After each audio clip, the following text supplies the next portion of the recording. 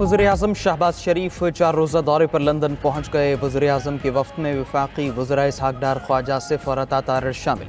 वज़ीर-ए-आज़म ने साबिक़ वज़ीर-ए-आज़म नवाज शरीफ की इयादत के लिए जिनीवा में कुर्सी क़याम किया। सदर मुस्लिम लीग नून नवाज शरीफ का भी आइंदा चंद रोज़ में लंदन आने का इम्कान। दौरा बरतानिया में शहबाज शरीफ आला बरतानवी हुकाम से मुलाकातें करेंगे।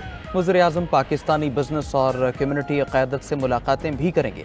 शहबाज शरीफ का लंदन में पाकिस्तानी कम्युनिटी के कन्वेंशन से खिताब भी मुतवक्के। वज़ीर-ए-आज़म शहबाज शरीफ 21 सितंबर को बरतानिया से अमरीका जाएंगे।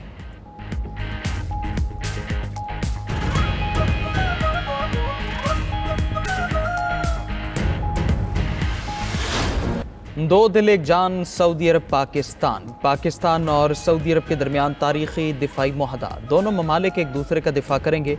एक पर हमला, दोनों ममालिक पर हमला तस्वुर होगा। सऊदी वली अहद और वज़ीर-ए-आज़म शहबाज शरीफ के मुआहदे पर दस्तखत।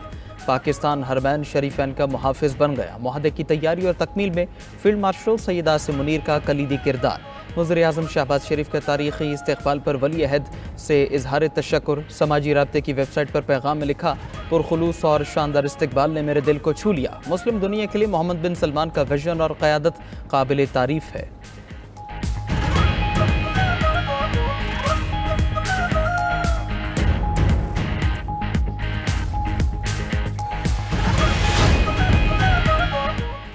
सऊदी और पाकिस्तान जारे के मुकाबले एक ही सफ़ में ताअबद हैं। सऊदी वज़ीर दिफा खालिद बिन सलमान ने समाजी राब्ते की वेबसाइट एक्स पर पैगाम शेयर कर दिया। खालिद बिन सलमान ने इस जुमले को उर्दू, अंग्रेज़ी और अरबी में अलग अलग शेयर किया। सीनियर सऊदी एहलकार का कहना है दिफाई मुआहदा तमाम फौजी शोबों का अहाता करेगा। दूसरी तरफ तारीखी मुआहदे पर सऊदी अरब में पाकिस्तानी परचम लहरा दिए गए।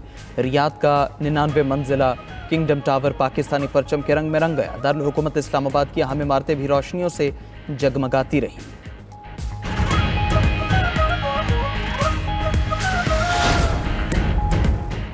पाक सऊदिया दिफाई मुआहदा आलमी मीडिया की तवज्जो का मरकज़ बन गया। खबर रसाई एजेंसीज़ ने मुआहदे को शह सुर्खियों में जगह दी। मुआहदा कतर हमले के बाद इसराइल के लिए वाज़ेह पैगाम करार दिया गया। फाइनेंशियल टाइम्स ने लिखा, मुआहदा देर पा दिफाई शराकतदारी की तरफ अहम कदम है। गल्फ न्यूज़ और खलीज टाइम्स ने मुआहदा पाकिस्तान सऊदी अरब ताल्लुकात में अहम मोड़ करार दिया। मिडल ईस्ट आई ने लिखा कि मुआहदा इसराइल के लिए एक मजबूत पैगाम है। AP न्यूज़ ने मुआहदा मशरक़ वस्ता में ताकत का तवाज़ुन तब्दील करने वाला कदम करार दिया। रॉयटर्स ने भी लिखा कि मुआहदा खित्ते में स्ट्रेटेजिक तवाज़ुन तब्दील कर सकता है।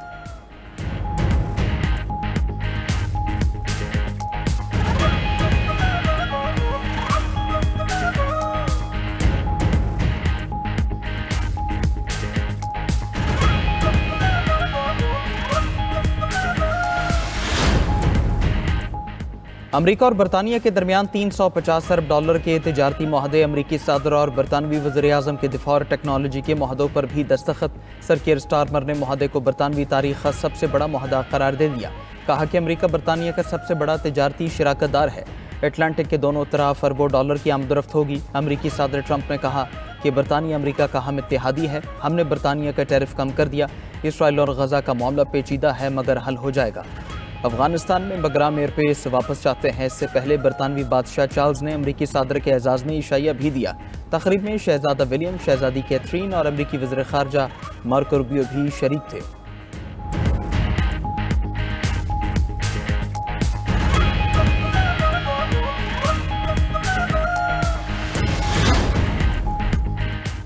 अमरीकी सदर ट्रंप का मोदी के भारत को एक और झटका। अमरीका ने भारत को ईरानी चाबहार बंदरगाह पर दी गई छूट वापस ले ली। अमरीकी महकमा खारजा के मुताबिक ईरान पर दबाव डालने के लिए छूट वापस ली गई। चाबहार पर भारतीय ऑपरेटर्स को अमरीकी सजाओं का सामना हो सकता है। छूट वापस लेने का फैसला 29 सितंबर 2025 से मौसर होगा। भारतीय मीडिया के मुताबिक चाबहार भारत के लिए अफगानिस्तान और वस्त एशिया तक अहम तिजारती रास्ता है। अमरीकी इक़दाम चाबहार पर सरमायाकारी करने वाली भारतीय कंपनीज के लिए खतरे की घंटी है। भारत यहां पर 2018 से ऑपरेशन चला रहा है।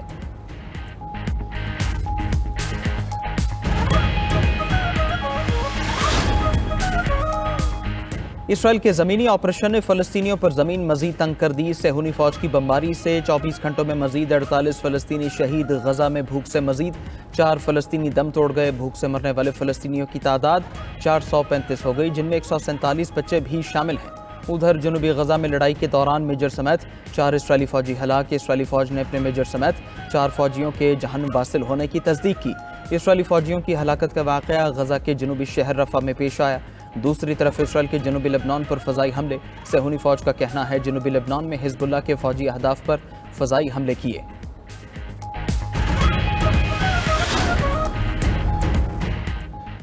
متاثرین سیلاب کے بعد مسائل کی گرداب میں پھنس گئے، سیلاب کا پانی اترا تو مسئلے ابھر کر سامنے آ گئے۔ متاثرین کہتے ہیں گھر اور کھیت برباد ہو گئے، ابھی تک کہیں سے کوئی امداد نہیں ملی، زندگی کا پہیہ کیسے چلائیں۔ ادھر مریکے میں سیلاب نے 40% تک چاول کی فصل تباہ کر دی۔ ساہیوال میں دھان، مکئی اور چارے کی فصلیں دریا برد۔ بھاول نگر کے 143 موضع جات سیلابی پانی سے متاثر۔ احمد پور شرقیہ میں سینکڑوں مکان ملبے کے ڈھیر میں تبدیل۔ کمالیہ میں دریا راوی کے سیلابی ریلے نے کئی دیہات ڈبوئے۔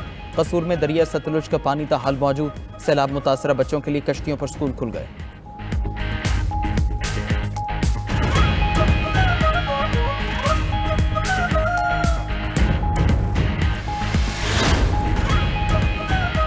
صدر مملکت آصف زرداری کی اورمچی میں کمیونسٹ پارٹی کے سیکریٹری سنکیانگ چین شیاؤ جیانگ سے ملاقات۔ اس موقع پر صدر مملکت نے کہا کہ چینی عوام کی یکجہتی اور سنکیانگ کی ترقی متاثر کن ہے۔ صدر مملکت کا اورمچی کے urban operations and management centre کا دورہ، اورمچی کے میئر اور نائب گورنر نے صدر زرداری کا استقبال کیا۔ سینٹر 30 سے زائد محکموں کو ڈیجیٹل جوڑ کر 200 سے زائد خدمات فراہم کرتا ہے۔ صدر زرداری نے ڈیجیٹل پلیٹ فارم میں گہری دلچسپی لی، امید ظاہر کی کہ پاکستانی منصوبہ ساز چینی تجربے سے سیکھیں گے۔ صدر آصف زرداری کا اورمچی میں سنکیانگ کے اسلامک انسٹیٹیوٹ کا بھی دورہ۔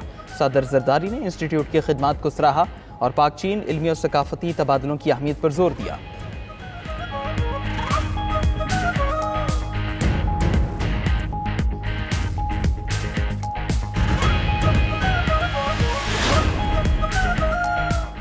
قطر کا اسرائیلی حملے پر عالمی فوجداری عدالت سے رجوع کرنے کا فیصلہ۔ قطر کے ایک سینئر عہدیدار نے عالمی فوجداری عدالت کے صدر سے ملاقات کی ہے۔ خبر ایجنسی کے مطابق ملاقات میں قطری عہدیدار نے اسرائیل کے خلاف قانونی اقدامات کرنے کا مطالبہ کیا ہے۔ اسرائیلی حملے کا جواب دینے کے لیے قانونی راستہ تلاش کر رہے ہیں۔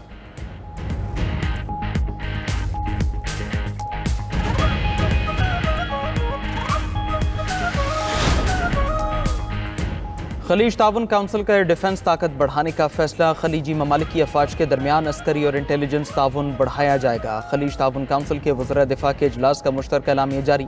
اسرائیل کے قطر پر حملے کی شدید مذمت۔ اعلامیہ میں کہا گیا جارحانہ اقدام خطرناک اور ناقابل قبول اشتعال انگیزی ہے۔ اسرائیل نے بین الاقوامی قانون اور اقوام متحدہ کے چارٹر کی سنگین خلاف ورزی کی ہے۔